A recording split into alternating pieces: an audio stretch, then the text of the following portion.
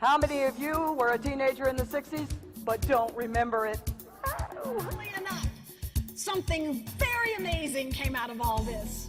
And it was two things. I wanted to smack him upside his little Italian head. How many of you have children? May I see your hands? Oh, that's not everyone. How many of you then were children? Okay, great. Okay, this is it. This is all I got for you, but it may have been the reason why you came.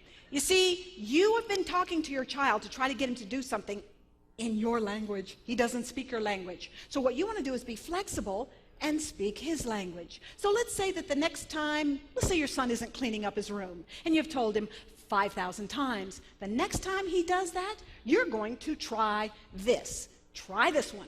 You want to get yourself some glasses. Kind of, look the part.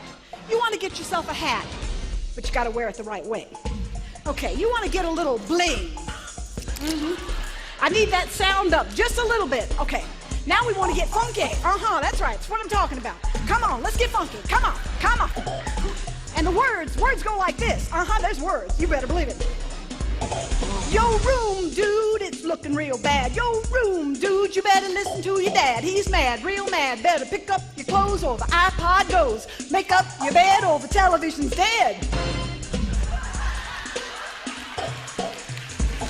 Well, now you listen to me. I tell you how it's gonna be. This ain't the home of the free. There's a price, don't you see? I told you 15, 25, 35 times. The money's gonna stop. Your bubble's gonna pop. You better toe the line or your butt is mine.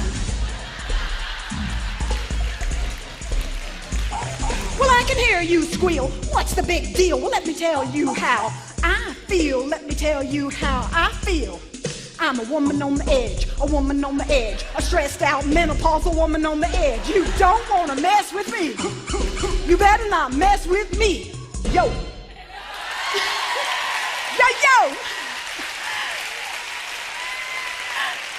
Thank you.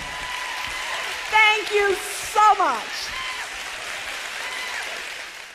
See, metaphorically, it's as if we all have an antenna, okay?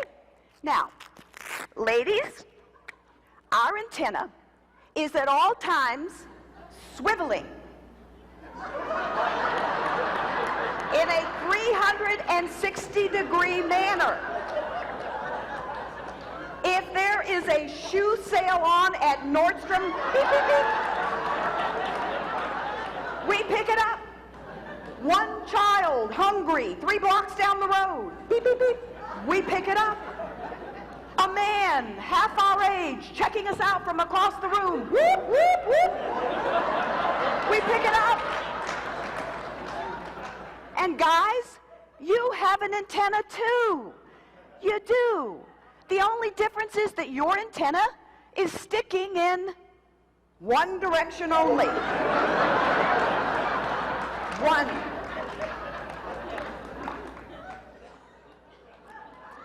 Sometimes an antenna is just an antenna. One direction only. And you know what that's on? It's on the task at hand. It's as if you have on blinders and you can only see the one thing in front of you. Hey guys, this is not a bad thing. It's just a guy thing. With my husband, John, it would go something like this. He'd be like, in the middle of a project going, must complete the task, must complete the task. John, the phone's ringing. No, must complete the task, must complete. Honey, this box is awfully heavy. Could I get your, no, must complete the task. John, I'm feeling a little romantic. Okay. So here's a cool idea. Walk right up to people and say, hi, I don't know you, but I want to know you. What's your name? What do you do? What are you up to? Because this is the cool thing. Everybody in this room is up to something. They all looked exactly the same in my book. They were dressed the same, they walked the same, they sat down at their tables, they laid down their pads of paper, they lined the pencils up on the right side, they put the coffee up at the corner, they folded their hands, they looked at me and didn't say a word and just waited.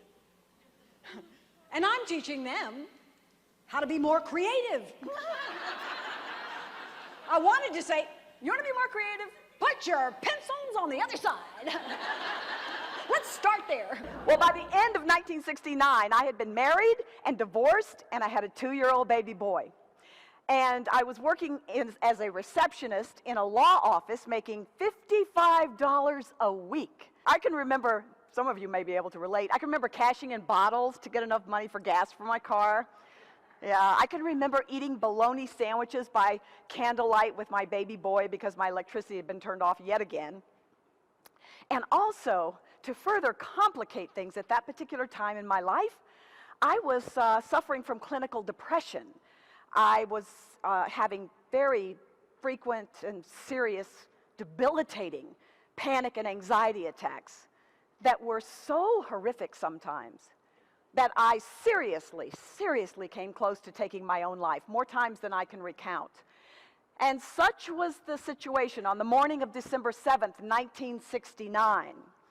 I woke up, fell headfirst into that dark, frightening place.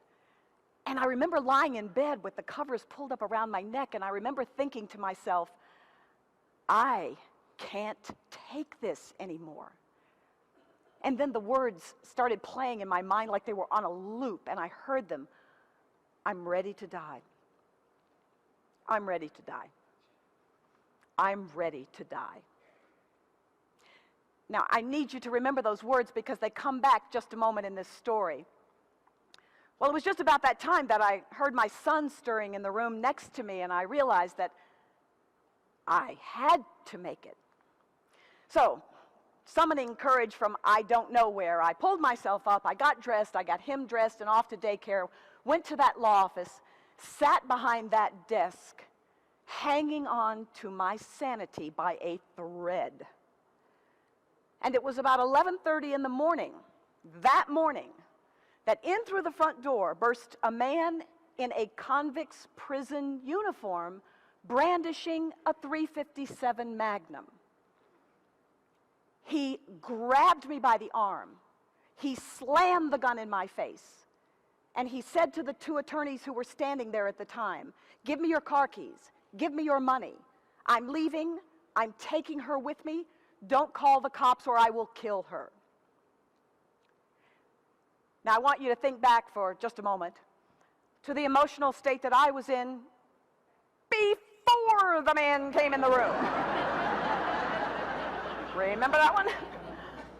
By the way, I don't know if any of you have ever seen a .357 Magnum or not, but here is what one looks like. That is not, however, what it looks like when it's about 2 inches from your face. No, then it looks something like that.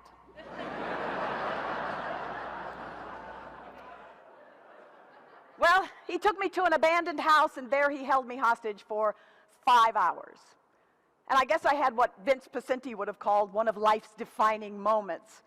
It happened actually about 2 hours into this. He had allowed me to sit in a chair in the living room, and he sat in a chair facing me about 8 feet away.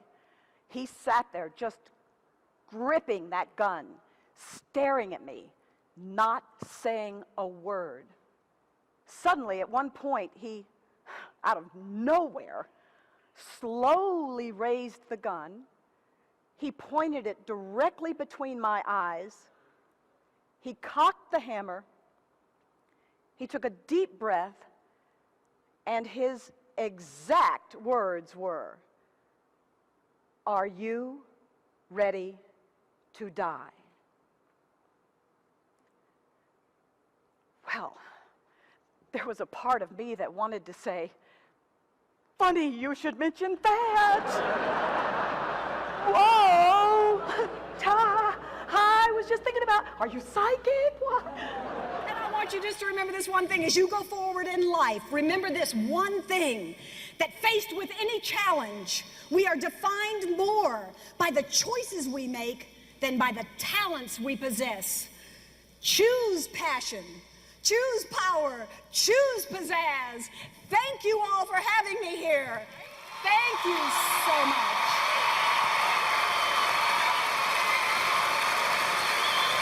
Thank you.